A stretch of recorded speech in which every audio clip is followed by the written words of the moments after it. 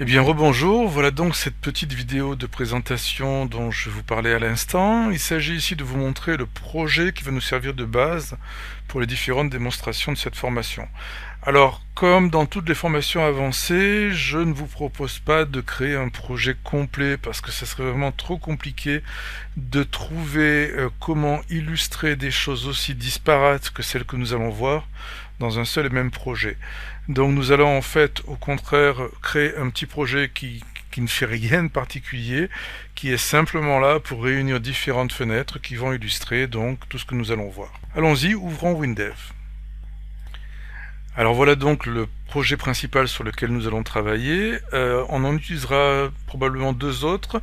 À un certain moment, je vous ferai ouvrir le projet de démonstration du tableau croisé dynamique qui est fourni en standard dans WinDev et qui nous servira de base pour la vidéo correspondante. Nous rajouterons dans ce projet quelques fenêtres de test, comme vous le verrez.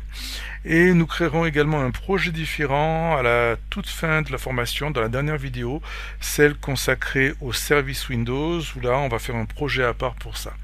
Alors celui-ci, comme vous le voyez, comporte un certain nombre de fenêtres, c'est celui qui va illustrer la plupart des vidéos de la formation.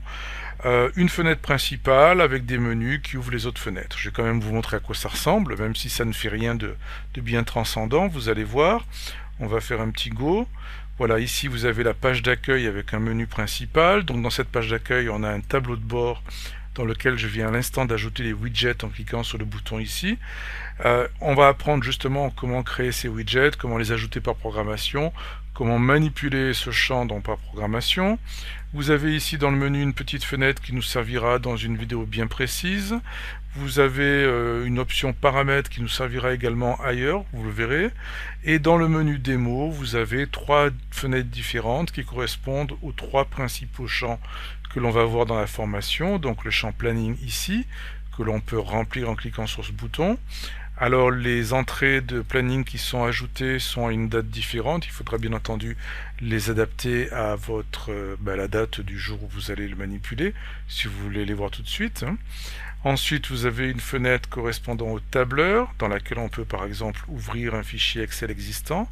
Voilà. Donc ça, tout ça, on va voir comment le faire, comment le manipuler. Et la dernière fenêtre, concerne le traitement de texte.